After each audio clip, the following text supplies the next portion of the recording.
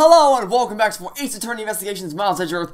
Well, last episode we finished up the first case of the game, which was Turnabout Visitor, and today we will be beginning the second case of the game, which is Turnabout Airlines. 3, 2, 1, start.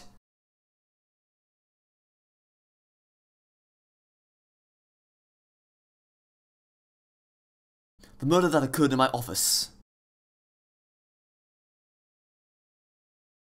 The return of the great thief Yatagarasu. Thinking back, everything began on that fateful day 2 days ago.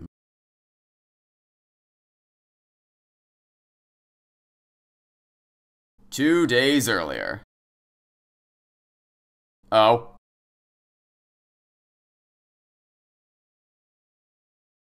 Oh, is it a reverse thing? Like a rewind thing? That's a lot of stuff you just showed me there.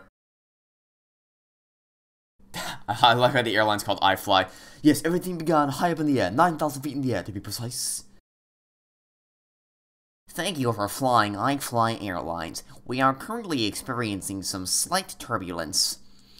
We are asking all passengers to please return to their seats and fasten their seatbelts. I'm sorry, is there an elevator on this plane? Is there an elevator on this plane? What? There's an elevator on this plane! March 12th, 6:13 a.m., flight I-390, first floor lounge. The animation in this is so good! The actual animation for the sprites is excellent. What if I feel like I just woke up from the horrible nightmare? 6:13, Because I was out cold for about 10 minutes. Slight turbulence indeed. Ladies and gentlemen, we are currently experiencing some slight turbulence. This is the same announcement I gave to you 2 minutes ago. For your safety, we ask that you return to your seats and fasten your seatbelts. I suppose turbulence is to be expected on a flight. Although admittedly, I'm less than comfortable with anything resembling earthquakes. Oh. What's this? A travel wallet? But it's not mine. How did someone else's travel wallet wind up in my pocket? My head. Why won't this headache go away? I'll take care of this travel wallet later, or hand it off to an attendant. Oh! From earthquake-like turbulence to an elevator?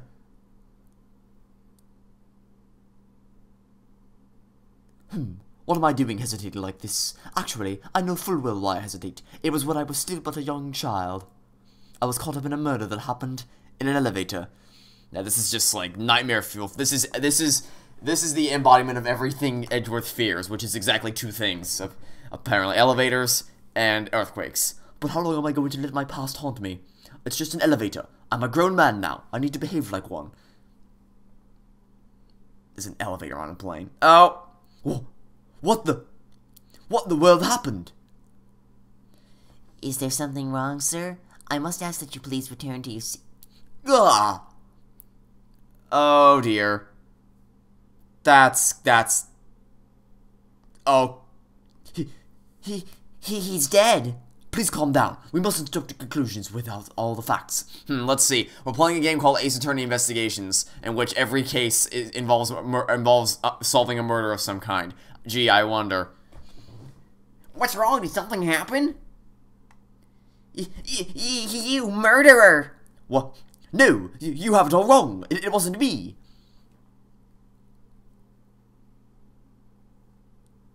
Oh. March 12th, 6:41 a.m. Flight I-390, second floor.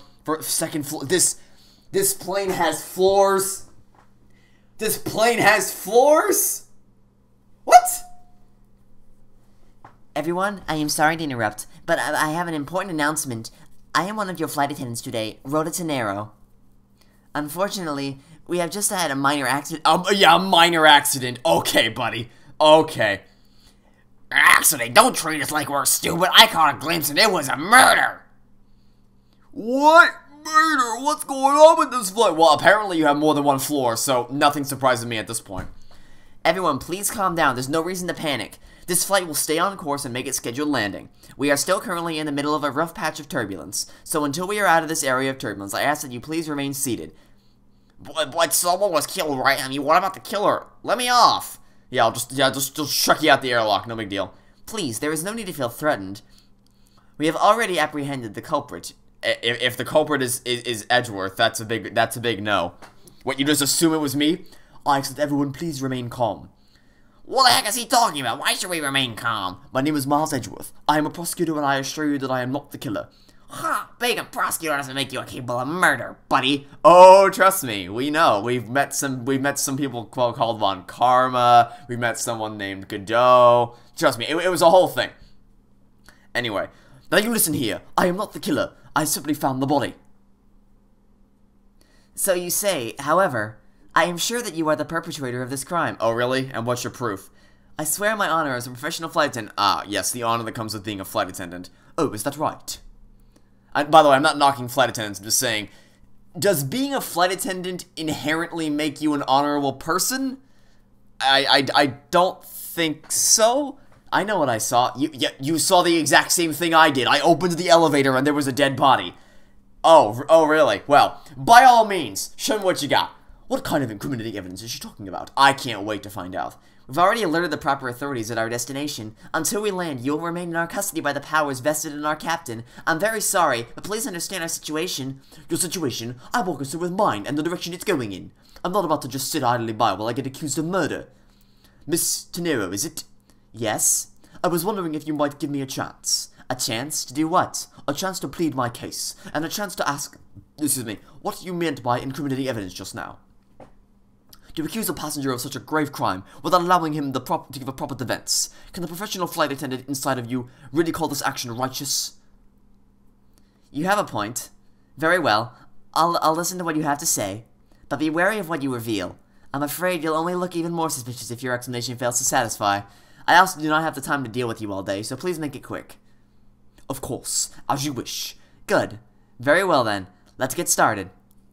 I know for a fact that I didn't kill that man in the elevator. What I don't know is what sort of evidence she has up her sleeve, but I'm certain it doesn't fit with how the crime really occurred. I mean, I'm guessing unless she's the killer, we know about as much as she does. What Miss Tenero saw. I swear to tell the whole truth as a professional flight attendant. Unfortunately for you, Mr. Edgeworth, I'm certain you were the killer. Okay, great. Cut to the chase. What's your proof? The scene I saw in front of the elevator, it was you standing there with fresh blood dripping off the murder Buddy, I was holding a wallet. I was holding a wallet, and the wallet was found outside the elevator. What? So if you would please cooperate, we'll turn you over to... Actually, was there even blood on the thing? Oh, okay, so there is... No, we dropped it. We dropped it and it fell in something.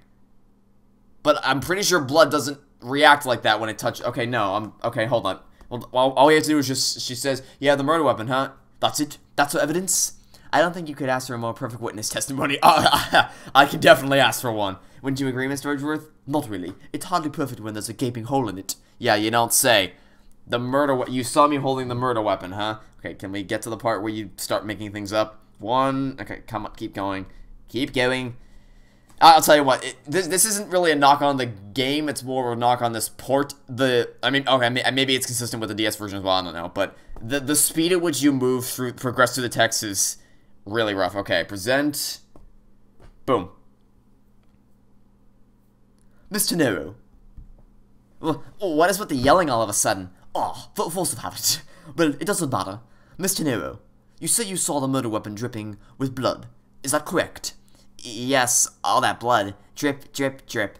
Just recalling that scene sends a chill down my spine. Sorry, but your so-called professional flight attendant training has failed you. What? I'd like to direct your attention to this. Do you know what this is? It's a travel wallet, right? But it looks a little big and bulky. The thing you saw me holding when I discovered the dead body in the elevator was this very travel wallet, Miss Tenero. What? Impossible! Now then, do you still think I am the killer? That I killed him with a travel wallet? But I saw blood dripping from the wallet. I know I did. As you can see, this wallet is clearly stained, but if you would be so kind as to take a whiff, I think you'd agree it's only grape juice. Oh, okay. So there was grape juice on the floor? That's an odd thing to be spilled. Then... That's right. You mistook grape juice for blood. The murder weapon dripping with blood does not, in fact, exist. Well, I mean, I'm sure it does. It's just that we weren't holding it. There, that should clear up the pesky accusation. Wait just a sec. That is... I mean, even a wallet could be deadly if it was wrapped around something heavy. Like what? I demand you show me what's inside, please. She's trembling, and the tacked on please at the end. Sounds like I've got her. There's no need to look inside. Even you can tell from its appearance that it's light. No, I can't be sure of anything until I see the contents of that wallet for myself. She's a persistent one. I suppose we have no choice but to see what's inside. Mr. Nero, if you would be so kind as to open the wallet and check its contents for me. Alright, I usually don't pry into passengers' belongings. The passenger's dead! Okay. Can I open it? I'm assuming this button is the open button. It's very rise from the ashes, like, with the whole with this part of the investigation. It seems that this passport is all that's in here. As you saw, there was nothing but a passport inside. This renders your wallet was the murder weapon argument moot. Wouldn't you agree? Please hear me out, Mr. Edgeworth. Oh, I'm hearing you out now. What is it now? Well, I was wondering, whose passport is it exactly? If I were a betting man, I'd say it's probably the victim, since it was found outside the elevator. Either the victims or the murderers, one or the other. Can I take a look? Why not? I'm rather curious myself. This is... Just as I thought. This travel wallet belonged to Mr. Ackby Hicks, which makes it the victim's property. Wallet data updated on my organizer. Okay, so I figured it was going to be either the victims or the killer was one or the other. Okay. You stole the victim's wallet, didn't you? No. How dare you? You said it yourself. You claimed to be holding this wallet in your hands when I found you. It was outside the elevator. Perhaps I did misconstrue the wallet for the murder weapon, but it seems that I wasn't wrong about who the culprit is. Okay, your logic is... Okay, hold on. So, this wallet right here, picked up off the floor in front of the elevator. In front of the elevator. Okay. As you claim, the murder weapon is not the travel wallet. However, it is something you stole from Mr. Hicks after you were done with the vault. It was out... I find it hard to believe myself, but your motive was very simple. You were out to steal Mr. Hicks's money. It was outside the elevator! I wasn't in the elevator! If the doors opened and I was in the elevator, and then you're like, aha! It was you! But then it'd be one thing. But no, I was... So even though I didn't have the murder weapon on me, you still suspect me, I see. You stood up at the crime scene with the victim's wallet in your hands. How can I turn a blind eye and not suspect you of a foul play? Because... okay. So I just present the wallet again? I should... Okay, let's get... As usual, skip to the part where you say something stupid.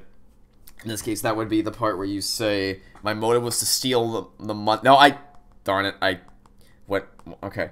She really is making a fool of herself pursuing this line of logic. I should spare her and present the piece of evidence that contradicts her testimony. Yeah, I went too far. Oh! That's nice. So, after you go through the testimony one time, then you're allowed to skip it instantly? That's odd. Why can't I just do... I've already read through the testimony in the testimony. This is the rebuttal phase, or the argument, whatever, it's all the same. Okay. I found this picked up off the floor in front of the elevator. Dingus. I wonder if I might get a word in, Mr. Nero. Well, what is it now? Mr. Nero, I wonder if you noticed the contradiction within your own testimony. What are you talking about? Simply put, as you saw with your own eyes, the only thing inside Mr. Hicks's wallet was his passport. Ah! If I really was after his money, then why would I steal a penniless travel wallet? But that's right, Mr. Edgeworth, you didn't know it was empty when you stole it. You would like to think that, but that's not possible. What do you mean it's not possible? There's no way the killer didn't know that the wallet was empty to begin with. Oh, and what makes you so sure? How can I show her that the killer knew the wallet to be empty from the... What? Well, it can't be this. It can't be this. Crime scene notes. Oh, this... You... Okay, this flight attendant's gonna give me an aneurysm. You're telling me that my freaking... that my motive is to steal money, and yet there's money all over the floor. There's money all over the floor, which is how the killer knew that the wallet was empty. It's all over the floor, and yet I didn't take any of it. That's the hill you're gonna die on. Give me a break. If you would recall the crime scene, I admit that the wallet was probably not empty at the time of the murder. That's pretty evident by the bills and cards strewn about the inside of the elevator. Oh no! I think you've come to realize the problem with your logic. I would surmise that the victim's wallet fell out during the struggle, and that's when its contents emptied onto the floor of the elevator. I doubt the killer could have missed such an occurrence. Then you're saying... Yes, according to your supposition, if I were the killer, I would have been going after a wallet I knew to be empty, and since I clearly was not attempting to gather the scattered money, it rendered your argument of theft completely invalid. Forgive me, please. Well, hey, what the heck? Are you saying the attendant's wrong? So that guy isn't the killer? Ha, don't believe it, everyone. It's a trick. Will you all please be quiet? Mr. Nero, Yes? you lost your cool when you saw the dead body. Plus, the lounge was dark, and looking into the light from the elevator, it's easy to see how you mistook the wallet in my hand for the murder weapon. I take no offense that you thought that I was the killer. Mr. Edgeworth. Thank you for releasing me. Oh. What the... Oh, what the heck? What? Whoa, okay then. I'ma need some answers for this one. Mr. Nero, if you could please translate, I'd be much obliged. It sounds like Borginian, but I don't understand any of it. There's another attendant on this flight who... What's the perfect voice for this guy? I did the cry of an interpreter. I speak English just well, see? You, the attendant. Yes, sir? I wasn't supposed to be under the arrest until we arrive at the airport. Methinks we found our killer. I'm sorry, sir, but what exactly are you hoping for? What is it you want? I'm finished talking to the likes of you. Please, I would like to hear why you would like me to be held under arrest until we land. You! How dare you try to waste my time? You were the one who stuck your nose into my affairs. I wanted to spend even at least one more second on that precious art. I have no time for other things. I know what you are. I see through you. Insolvent. Yes, I am pretty sure that's how you say it in English. Well, I hope that I don't dissolve in water, but I don't think that's what you meant. I'm sorry, but I don't think I caught your name. I am Zeke Leblick 2. I am a very wealthy man in Virginia, but I am not an ordinary rich man. I am an art dealer, a rich seller of beauty. That's funny coming from you. Mr. LeBlanc, what did you mean just now? Pardon? When you said that Mr. Edgeworth was giving me the runabout? If you explain, unbelievable. I will say it once and only once. I do not have any second to waste. Time is money, as they say. Yes, and yet you continue to blather on. Assert, yes I did. I saw the victim go into the elevator, going down to the lounge. Oh, God. It was exactly at 6 o'clock. And what's the significance of that time? At 6, he says. Wait, you saw him at 6? What's the matter, Mr. Edgeworth? You understand, I see. Yes, attendant. What time did you discover the body? Well, it was a little after that patch of turbulence. I would say around 6:50. Yeah! Hicks was his name, was it? Did I say that man Hicks was killed in the 15-minute time span? And the only person in the lounge at that time was his prosecutor, yes? God, I was in my seat the whole time. Me too, I was watching the movie and enjoying a fine glass of grape juice. I was still eating, haven't finished, see. You're the passengers of the alibi, so you have no problem with it, I suppose. No compliant, I see. Not a single word against this, right? I have no way of discounting what you have put forth at this point, but it wasn't me. Oh, so you say. But do you have, what do you say, the evidence? Mr. Edgeworth, are you really the culprit after all? Mr. LeBlanc, I suppose you are quite certain of what you saw, enough to give testimony? Of course, I was looking at that man the whole time. He was playing with that annoying little small machine the whole time. Machine? Here's what you people call in English, yes? It was making me crazy with the— oh, it's a cell phone. From that description, it sounds like someone's sort of small computer. I believe what Mr. LeBlanc is talking about is a cell phone. I have to say that I did see him playing with it quite a bit myself. A simple cell phone, a laptop organizer I can see, but that's kind of low budget. Ain't that knows a little machine in his hand? Not a fragment of beauty, none that produces ugly sounds. Anyway, I know what I saw. Mr. Nero. Yes? I was wondering if I might be granted permission to examine the crime scene. What? You want to examine the crime scene? If you would grant me a little measure of time, I'm sure I can produce the real culprit. I don't like the sound of that. Fox in the duck pen. Yes, I think that is how you say it in English. It's Fox guarding the hen house, and I believe my innocence was proven earlier. If I'm given the chance, I can clear up all the remaining doubts. Mr. Nero, if you wait until we arrive, there is a good chance that some evidence will have been destroyed by then. I understand. Let me see what the captain has to say. Here, this should not be approved. Oh, shut up. Please, Mr. LeBlanc. Please, Mr. LeBlanc, in an emergency, all decisions are to be made by the captain alone. Now, please wait here while I go ask the captain what to do. I'll be right back. Oh boy, why is there always one person per case who gives my throat a run for its money? You were not planning to erase the evidence when you were doing your investigation, yes? Of course not. Ha! We will see. Yes, we will. We're gonna see that you're the murderer. Mr. Edgeworth, you have the captain's permission to investigate the crime scene. What? Unbelievable. I'm in your debt, Mr. Nero. However, there is one condition. I am to supervise you. Can you agree to that? Of course, I see no problem with that stipulation. It's only natural, as I am still a suspect in this case. I take full responsibility and will watch Mr. Edgeworth's every move. I hope this is reassurance enough that there will be no foul play. Now then, Mr. Edgeworth, shall we proceed? If you should need my help with anything, please feel free to touch the partner button. It's time to head to the scene of the crime, the first floor lounge. Okay. For what it's worth, an airplane is an awesome place for a murder mystery. This is, I can't, I mean, I'm still kind of stuck on the idea that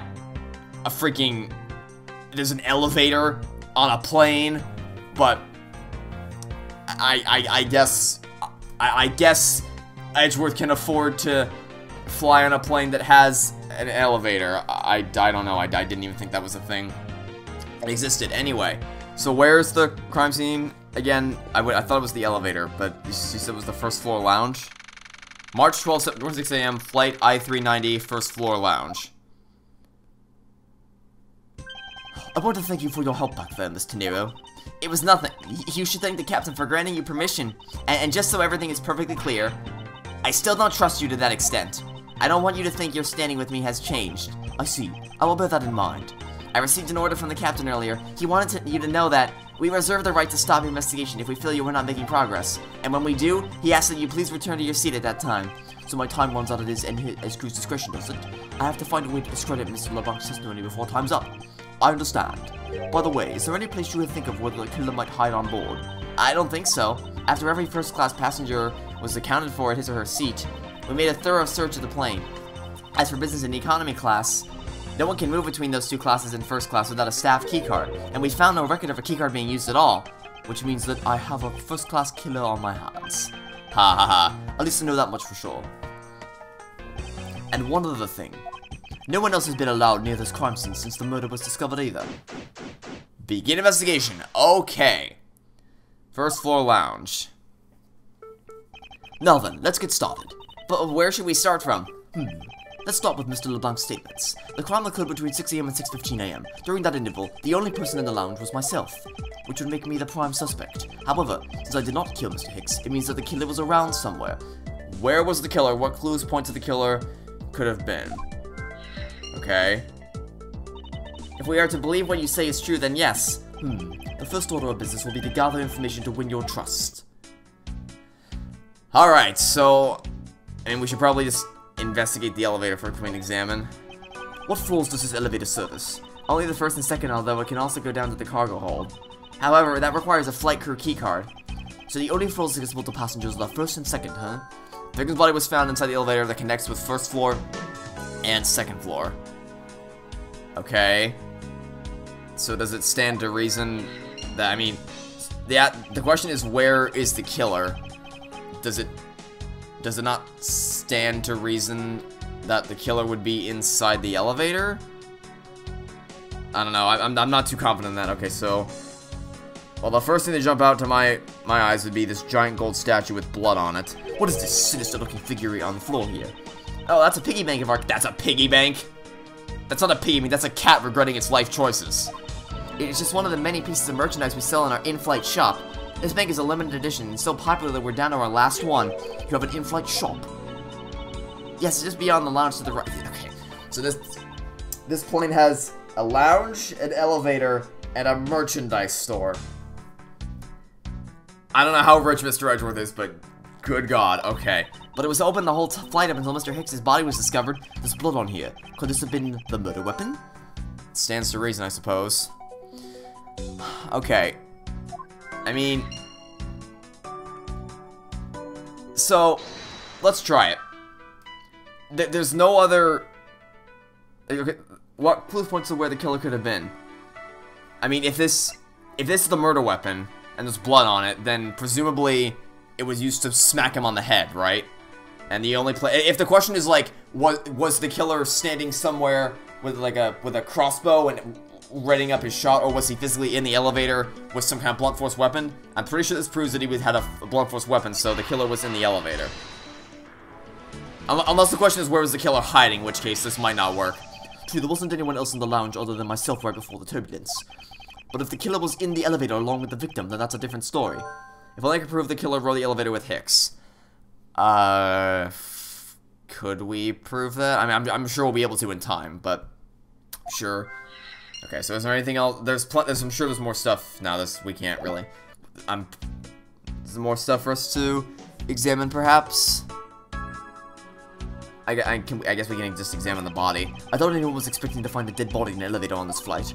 So Mr. Hicks, he's really dead? Yes. She's trembling, although I can't fault her for that when there's a corpse right there. Mr. Hicks, if you're really dead, then please answer yes. I see she's over the trembling now, although a new symptom seems to have appeared. Anyway, I should focus on the victim's body. Let's see. There's blood on the back of Mr. Hicks. Well, there's our thing right there. It's, we have a little thing called blunt force trauma. Yep, wounds on the back of Hicks' head suggests blunt force trauma. What caused it? Even his glasses are broken. Okay, well, there you go. I mean, yeah, that would make sense if it's blunt force trauma. Okay, so can we connect those two pieces of logic? The murder weapon with blunt force trauma? Actually, maybe we have to connect blunt force trauma with broken glasses if it's pinned in the back of the head. That seemed to work. A statue with blood on it lying next to the body of a man who was beaten to death. Oh, Mr. Edgeworth, I think I figured something out. Yes? What is it? The way the blood is on this, it looks like it matches up with the wound on his head. Well, aren't we deserving of the Master of the Obvious title? Well, what do you think, Mr. Edgeworth? Don't you think that's worth investigating? It would appear that this figurine is on murder weapon. Oh, I just knew it! I mean, I can't think of any other connection. Perhaps Master of the Oblivious would be more fitting. Mr. I Fly Piggy Bank. Type evidence discovered inside the elevator. I'm still not over the fact that this plane has a freaking merchandise shop. Like, it's just... A merchandise shop, Stacy. A merchandise shop. Okay, well, there's definitely more stuff for us to connect. There's this key card right here, but I can't go any further down, so I'm assuming this will investigate the key card. Money strewn all over the floor of the elevator. I would guess it was all in Mr. Hicks' wallet at some point. Okay, that did not work. I was hoping... I'm trying to investigate the key card right here, but that just investigated the floor, so that didn't work. There's something sticking out of the pocket right there, though, so maybe I can... There's something sticking out of his pocket. Hope you won't mind if I take a look at what's inside. It's a picture. It looks like it was taken inside a building somewhere. What the heck is he hanging around his neck? Oh, wait. Is that his cell phone? Hold on, let me check. That might be his cell phone. Yeah, that's probably his cell phone. Oh, well, actually, wait a minute. Wait a minute. Where's the cell phone? Where's the cell phone? The cell phone's missing. Is this spot somehow connected to any of the evidence I hold? Yes. I don't find the cell phone. This crime scene completely contradicts this piece of evidence. I'm sorry, but where? Ah, I see the truth here in my mind's eye. I'll try. What? The cell phone's not here! The cell phone's not here! Oh, do I have to? Oh, I probably have to actually... Hold on. I assume Mr. Nero what's off through that piece of evidence. I probably have to go over the necklace itself and then deduce it. Makes sense. Yes, it is. It's, let's try that again. There we go. Mr. Hicks' machine is nowhere to be found. His machine? His cell phone, Mr. Nero. Ah, so I guess because it's not here, yes, I think we can safely deduce that the killer took it. Okay. So, my head immediately jumps to there's probably some kind of information on that cell phone that the killer would have wanted to obtain.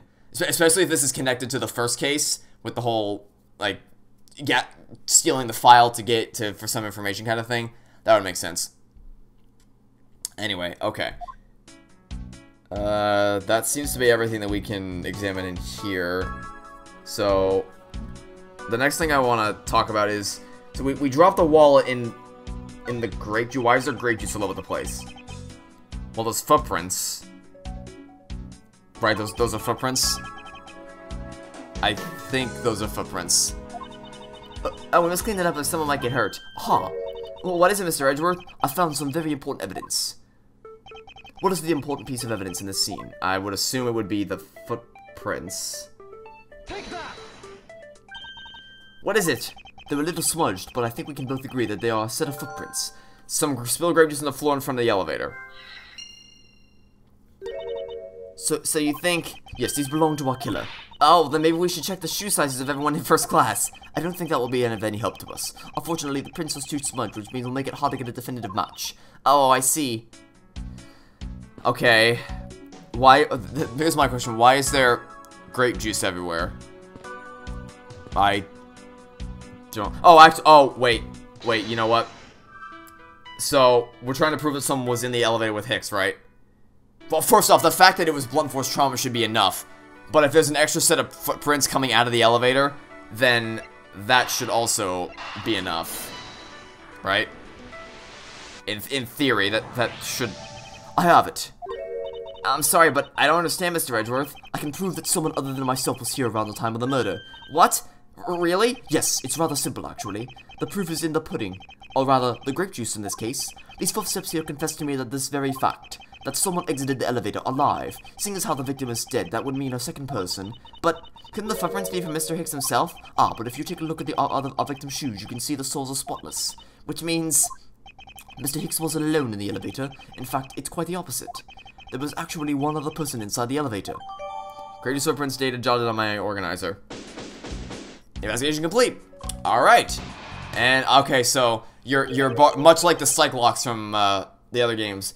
Completing investigation restores your bar. Okay. So what evidence do we have? We have prosecutor's badge. We have travel wallet, crime scene notes. This, for some reason, why do we even have this? I don't even...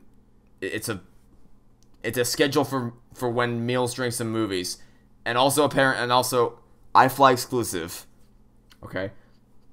I'm surprised there's no advertisement in here for the merchandise shop. I don't know why do we have that? The cat whose ratings life choices, the photo of this guy, and the cell phone, and also those. Okay, so I'm assuming we're gonna go talk to the Zinc LeBlanc guy. That's probably what we're gonna do. So we need to prove we need to prove to him that I wasn't the one in there. Okay, we should be fine. I'm assuming we have enough. I'm assuming the game wouldn't let me. Like, the game doesn't end the investigation section until it's sure you have enough evidence. Unforgivable, it's unforgivable. You understand what I'm saying? The movie is late. It's the same level of bad as the plane.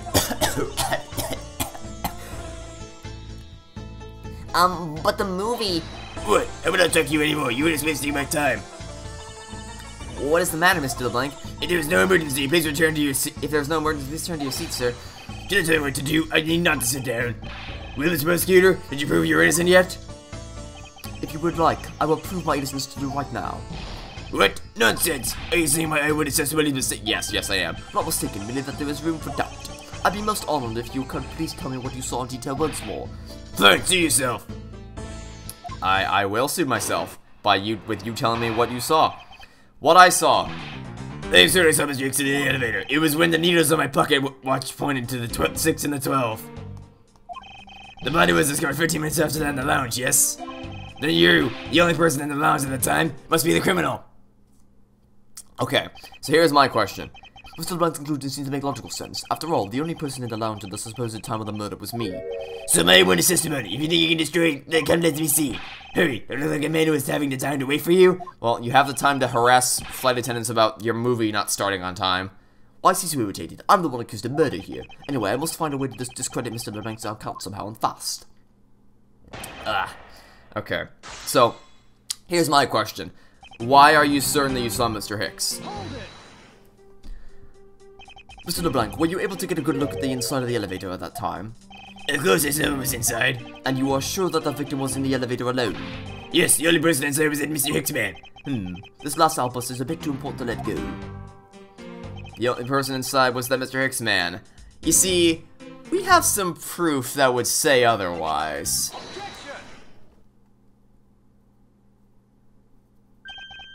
Mr. LeBlanc, What is it? there is a very glaring contradiction in your testimony. What do you mean? Please take a look at the area in front of the elevator. There, at the spilled grape juice. Yes, and will you meet you also spilled it with the blood? No, it spilled itself during the turbulence. But the interesting thing here is the set of grape juice footprints. Footprints?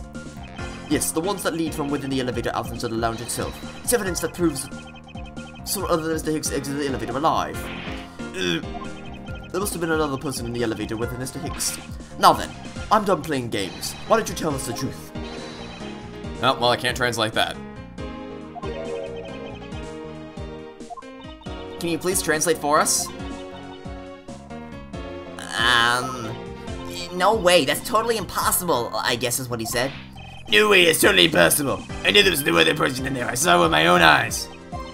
If you want to know what I think, Mr. Edgeworth, I don't think Mr. LeBlanc is lying to us. I suppose she's right, he doesn't seem to be lying. But then, what does it mean? What about this contradiction? Mr. LeBlanc, please, just once more, will you recall the details of what you witnessed for me? Okay. Getting closer, when I saw part 2, Electric Boogaloo. You were very upset. I was always checking the time over and over again. Okay, and why were you checking the time over and over again? I would have thought that man with my eyes when he passed me, and I saw clearly into the elevator he was entering. But I swear there was no one else inside, no one. Okay, why, what reason would you have had to check your watch over and over again? Mr. LeBlanc, if you would please calm down. What, dare you to have an eye, what did you have, blah, blah, Blah, blah, blah, blah, blah. Words are hard today. Not at all. Please forget I said anything. Yet again, he doesn't appear to be lying. But I can't let this testimony stand as the truth. Okay, so, you're sweating, which means we're getting close to some kind of truth. You're very upset. Why were you always checking the time? Why were you so attentive to the time? Because something unforgivable was happening. Oh, is it because this stupid movie was delayed? Is that seriously why? Good to think of it. You were yelling about something unforgivable earlier. I was giving a plate to the Janet. Oh, for God's sake. Oh, boo-hoo. The movie started late. Whatever will you do? How about you go to the merchandise shop? Maybe take a ride in the elevator. Oh, I know. How about you go trance through the lounge on this $8 million that plane you happen to be flying on? Return back to me, mate. I mean money. You understand the point. Movie? Is he talking about the in-flight one that's mentioned in the magazine? Okay, so that's what this is for then. We're clearly supposed to poke a hole in this testimony. All times shown correspond to our departure time zones. Okay. So, departure time zones, not your destination time zone. Okay. Oh, A summary of the plot and the start time. Interesting. They're supposed to show License to Love, Laugh, Maim, and Murder. I cannot see the movie in my country. You can only see it on international flights. I look forward greatly to that movie. I check my pocket watch whenever possible so I would not miss it. I even set my pocket watch to the destination time when I came on board. Well, wait a minute. Wait, but why would you do that? Because the times listed in the departure watch is not wrong match the schedule. But we still, yeah. Because it's in departure time, not destination time, you squint. Movie I wanted to see when I started checking my pocket watch many times. My watch is set to my destination's time. Yeah, well, there's no wonder why, because oh my god, it's in departure time. Not destination time. Mr. LeBlanc, you said this just now in your testimony. Even the pocket watch to the destination time. Oh! I can't believe I didn't realize this until now. You know what? If he set his watch to a destination time and not departure time, then his account of when he saw Mr. Hicks in the elevator is gonna be off. Now, if your watch has been set to our destination's time zone, it would mean that your watch is displaying the time of our destination. Yes, and the correct time was within 6 seconds. I would like you to take a look at this. If you believe the Sky magazine, clocks in this flight run in accordance with the time of our departure zone. Of course, the movie schedule was also created with that in mind. Mr. Nero, for confirmation's sake, what time zone is this flight aligned to right now? Well, we made a short stop at the transfer point. That's right. It was in that small Asian country, the Republic of Zhangfa. But we didn't readjust our onboard clocks at that time. So right now we are still running on Borginian time. What? The time difference between Borginia and our destination is 9 hours. So this is like the first case of the first game. So, what did he say? He said it was 6. Did he say it was 6? Yeah, he said it was 6, right? Maybe? I don't know. And lucky so naturally your watch will be out of sync with the schedule. Further, with your analog watch to our destination's time, it would appear to be running 3 hours fast when compared to the flight onboard clocks. It also changes everything about your testimony, and you can bet 1,000,000 cents on that. In light of this information, it means you saw Mr. Hicks 3 hours prior at 3 AM. Oh, Jesus Christ, what is happening with your teeth? Me 1,000,000 cents. I feel like I should have made you like Mr. Krabs. Me $1,000,000. So this basically widens the time frame for the time of death, right? Yes, because Mr. LeBlanc saw the victim enter the elevator at 3 AM. It means that the time of death could be anywhere from 3 to 6:15 AM. The question now is, where was Mr. Hicks during that span of time and what was he doing? Is this the other flight attendant? I've got something to say. And you are? Yeah, I'm Cammy. Wait, isn't that the thing? Hell, isn't the thing she's... That thing she's holding looks like the thing we have. Yeah, this cat that... I'm gonna say it, I'm gonna keep saying it. He really looks like he would like to be anywhere other than where he currently is. Isn't that the same thing? Yeah, it's the same thing except this one's got a little tiny hat. And what is it you wish to say? Well, I think your story's a little different from how I remember it. What do you mean, Cammy? I saw Mr. Hicks standing in his seat at 5 AM, you know. What? How can you be so sure of that time? Oh, that's right, he pushed his call button when we were parked in the transfer point. Ah, the stop we made for refueling and cargo transfer in Zhangfa, correct?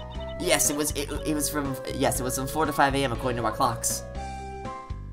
And during that time, did any of the passengers leave or did any new ones board on this flight? No, not a single person got off or in Zhangfa. Yeah, okay, pronunciation. What about the flight crew? The few who were handling the cargo transfer might have temporarily gotten on or off, but eventually everyone, including Cammy and myself, came back on the plane. So basically, I can assume that no one left to go on since our initial takeoff. Interesting, I should keep that in my mind.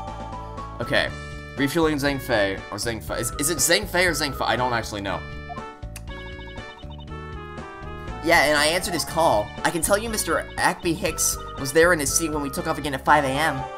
Mr. Mills' testimony, okay. Alright, then that puts the time of the murder between 5 and 6:15 AM. Okay, now what time did you come down to the lodge, Mr. Edgeworth? I remember coming down here almost as soon as we left the Republic of Zhangfei. I'm gonna say Zhangfei. Ah! You were here the whole time from 5, yes? Then you were the only one who could be the killer. Mr. Edgeworth, were you really here in the lounge this entire time from 5 AM onwards? Apparently so. Unfortunately, yes. But then how do we explain the flip? Isn't that obvious? The man waited for Mr. Hicks here in the lounge, waited to kill him. And then he put the corpse into the elevator.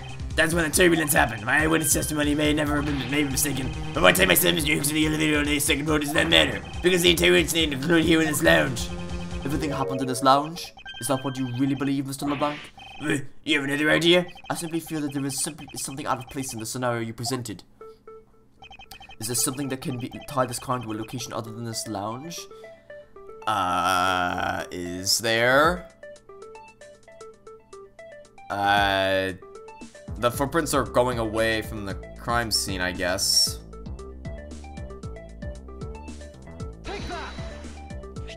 These footprints, in which direction do you think these are headed? That would be the in-flight shop. Correct, they are headed in the direction of the shop. But they look disconnected, they end all of a sudden. You are right to point out that they do not form one continuous trail to the shop. However, there is another piece of evidence. Oh, the thing, the cat that wants to die, because that was from the merchandise shop, right? right? Yeah, usually on display at the in-flight shop. Boom. This motor weapon. This little piggy bank is sold at the in-flight shop. It is sold there and only there, and is not displayed here in this lounge. How then? Did it find its way here? Would you find that a tiny bit suspicious? Such a trivia point. It only means you prepared it, taking it from the shop first before coming here. It doesn't prove you're innocent at all. Is there no way to win with this man? If I may. What is it? You see, well, it's just what Mr. Edgeworth says. Oh, and why do you know this so well? She works on the plane. Well, it's just that piggy bank was there in the shop. I saw it with my own eyes. And when was this? It was maybe around 5:40 a.m.? Is that just before we hit the patch of turbulence? That's right. You were in the shop just before the turbulence? Yes, I was. Come to think of it. Mr. Nero, when I found the body, I believe you came out of that door. Yes, I did. And what is beyond that door? That's the flight attendant's room. Then you were on the first floor? Yes, I had to do something at the shop in the in-flight attendant's room. So I went to the shop first and then to the flight attendant's room. Are you saying you passed by me at some point? Yes, you seemed really into the issue of Sky magazine you were reading at the time. I don't suppose you noticed me walking by. I vaguely recall someone walking by, but I didn't take notice of who it was. Anyway, the piggy bank was definitely there at the shop when I went there. Why'd you go to the shop in the first place? I went there for a work-related matter. What you say? Yes, the upkeep of the shop is also one of my responsibilities. Why'd you not say anything about that until now is what I want to know. In any case, I believe it's clear that the shop needs to be investigated as well. Shall we head over there then? What is it now? Aren't you forgetting something, Miss Rhoda? Don't you need the captain's permission to check the shop? No, I haven't forgotten. But I have already asked him for permission to search the entire plane, so I think we're alright. Huh? That's weird. What is it? Well, I just talked to the captain, you see, and he said that he didn't give you permission to do anything like that at all. What is the meaning of this, Mr. Nero? It means she's lying. Come on, admit that you are. You said you had permission to search all over, but you don't, and yet here you are.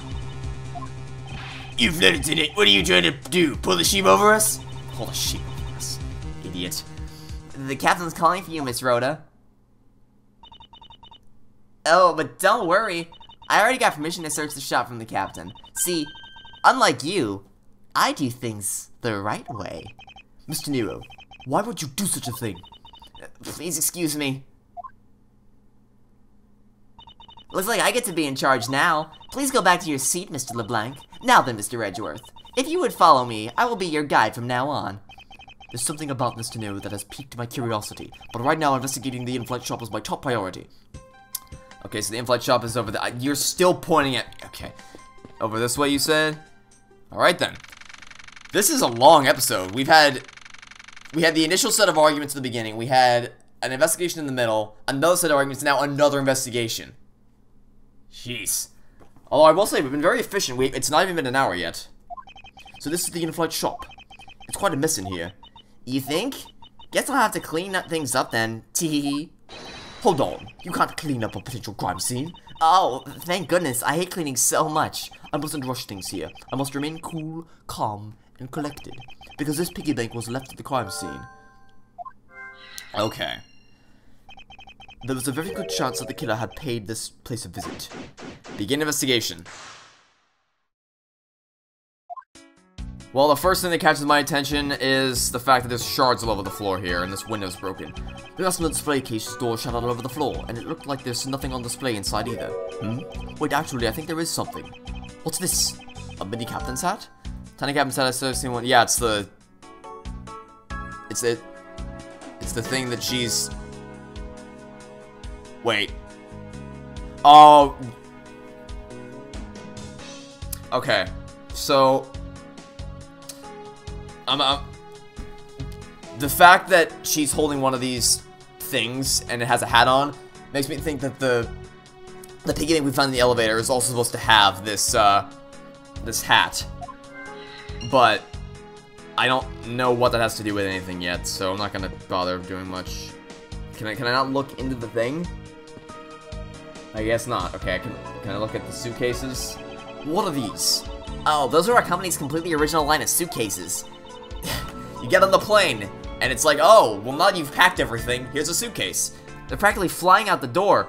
Well, that's how popular they are. You should buy one and see how you like it. You won't regret it. Pops, that's how things work on this flight. But in the real world, you try, then you buy. No way! But either way, it doesn't really matter.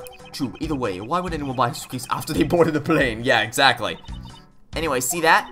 Just look at the Mr. iFly heads painted on there. Cute company mascot, isn't he? They're painted on with a lot of care. Doesn't he look like he's about to jump out at you? It is certainly making something jump inside my stomach. Huh? Oh, I guess there's no fooling your refined tastes. You look like you really wanted to get one.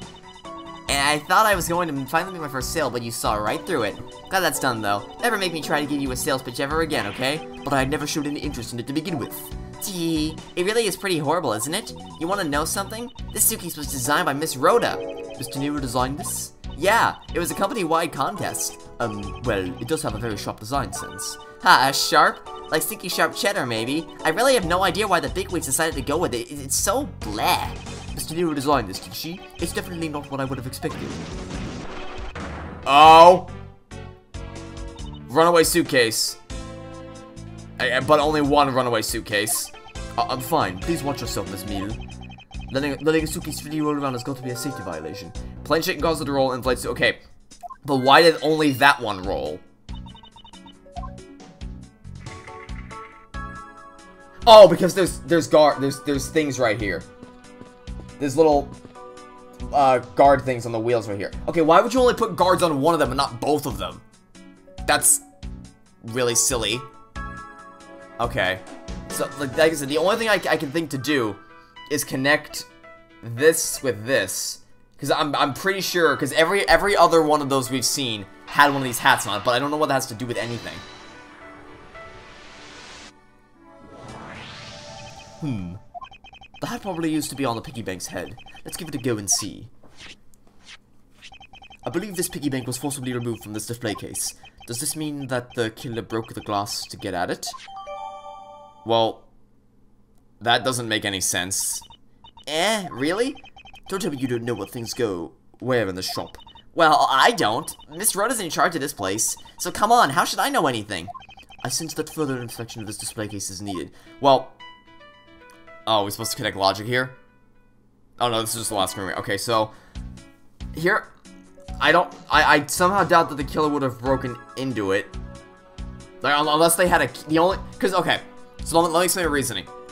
There's no way that it would have been broken from the outside, because the glass shards are all over the floor on the outside. If you punch glass, then... Like, if you punch glass, glass goes in the direction your fist is going. So there would be glass inside the case, not outside the case. But... So then the only thing that would make sense there is if someone had a key, such as Miss Rhoda, who she said was in charge of this place, unlock the door, punch the glass out from the inside going outward. The glass is outside now. But then what? But why do that? And what's the? If you're gonna break it anyway, what's the reason? That doesn't make any sense. Hold on. Okay. Can we? I don't know why we can't examine the actual... Oh, we can't... I wouldn't listen to the expected every suspicious looking nook and cranny. Now we can examine this. Okay, well, we can deduce this.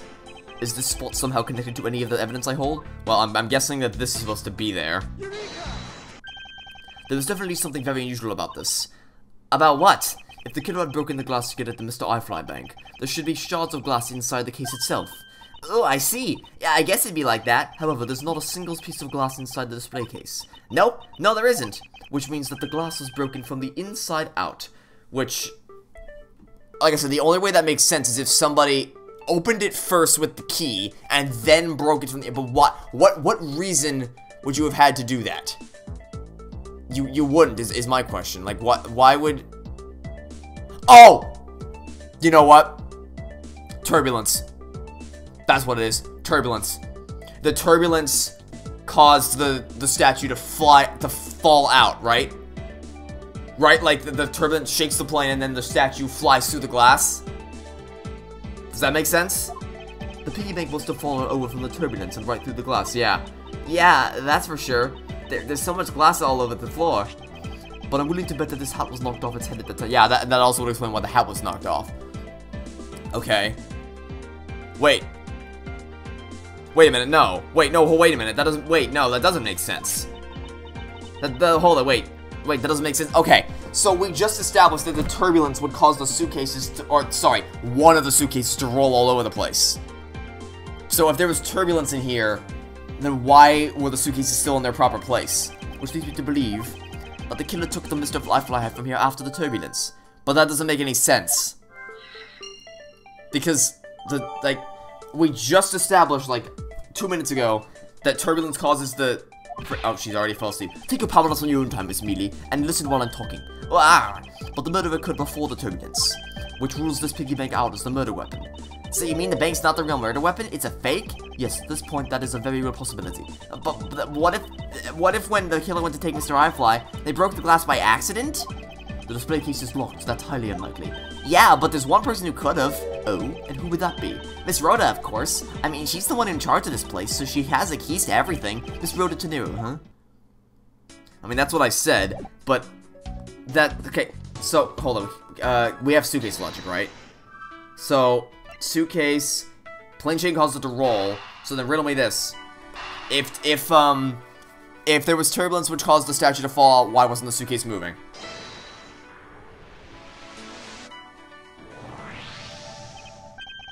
Yes, there was definitely something wrong here. What's with the sudden yelling? Tell me, Miss Mealy, don't you think there's something strange about these suitcases? Oh, well, sure, they totally ooze strange, like the color and the such. That's not what I'm talking about. Now pay attention. You're scaring Mr. Edgeworth. Sorry. These suitcases are lined up a bit too prim and proper. Yeah, they look a bit uptight, don't they? But I guess they take after their creator. Again, that's not what I meant, Miss Mealy. Don't you find it unusual that these cases are the only things undisturbed by the turbulence? Never mind, I'd sooner find an answer by inspecting these suitcases myself. Upon closer inspection, they really are quite hideous. Tee, I wonder how Miss Rhoda would have reacted if she'd heard what you just said. What's wrong? She makes a good point. It would be wise of me to watch what I say out loud. What's this? I've spotted something that's not quite right. What is so unusual about the suitcase? Well, I'm assuming that this is going down the route of if there was turbulence, the suitcase should have been moving. In which case, these wheels are not guarded, but these are. So why isn't this? Why is this so perfectly in line? It would have had to have been intentionally placed there if there was turbulence. There's something very peculiar about these wheels. Huh? As in, there are no stoppers in place on these. Without stoppers, one would think that the turbulence would have sent it flying. And so it is very likely that the suitcases was placed here after we hit that turbulence. Let's take a closer look at it, shall we? Okay. Can we open the suitcase? It appears not. So what's interesting about this? Oh. Oh, that one's a different color. And you know what? It's purple. I'm guarantee we're gonna find this is covered in grape juice. What's this? The wheel is completely covered in something. This color and this scent. It appears that the substance in question is grape juice. Yep, why would there be grape juice on the wheel of a suitcase? Well... hold on. Is this the open? Ah, this is probably the open button. It would appear to be unlocked. Let's take a look at what's inside. Ah, and suddenly the plot thickens. So... alright. I wonder if this is, you know what? I wonder if the suitcase is big enough to move somebody. I wonder if they crammed the body into this to move it. That would make perfect sense. So, turbulence causes it to fall. And then, so she sees it on, I must assume it's Rhoda. Turbulence causes the statue to fall, falls on the floor. The murder happens here. She stuffs the body into the suitcase, rolls it back over to the elevator where the grape juice is to make it seem like it's there, and then forgets that because of the turbulence, the suitcase should be on the other side of the room, and so she puts it back there. And it's soaked with blood. Ah, it's blood. It appears that this suitcase is very strongly tied to our murder after all. Investigation complete. So explain this to me. What does this suitcase have to do with the murder? I believe it's pretty safe to say that the killer used the suitcase in some manner, such as to move something perhaps. Ah, but aren't you just talking about the cloth then?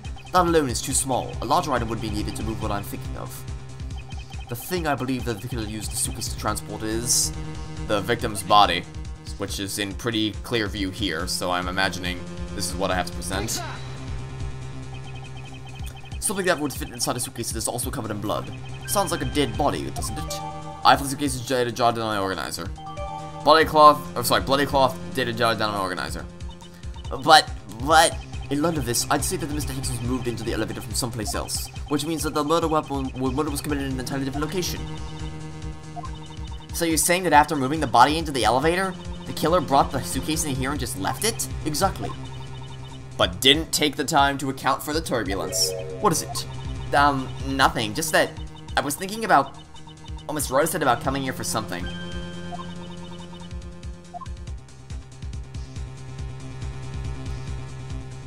I wanted to give you a bit more time, but I'm afraid I wasn't able to convince the captain. I'm very sorry, Mr. Edgeworth, but the captain feels that he has allowed you ample time. Me thinks you are sit upon a throne of lies, because you know that we're getting close to the truth. He says that he'd appreciate it if you could wrap it up here and return to your seat. I understand his sentiments. However, if I'm not allowed to complete my investigation, the crime scene may become contaminated by the time we land. If I must stop, then I insist I be allowed to oversee the preservation of the two sites. Under your supervision, of course. If that's your only condition, then I believe we can accommodate your wishes. I'm here to assist you in any way that I can, Mr. Edgeworth. Sounds like fun! We can camp out and watch over everything together. Let's gather around the campfire and sing our campfire song. And I have enough evidence to prove myself to be innocent of any wrongdoing. And yet, regarding what Miss Neal reminded me about Mr. Nero, I can't allow my investigation to end here. The truth must come to light. Okay, this case is good. This is a good case so far. I even like the music. So far, there hasn't been a music, like a save screen music that I haven't liked. This is gonna be good. I can't wait. I can't wait to continue. Okay, that'll be it for this episode. So thanks for watching. Stay tuned for next time to catch you all tomorrow for some more Ace Attorney Investigations. Miles Edgeworth. Goodbye.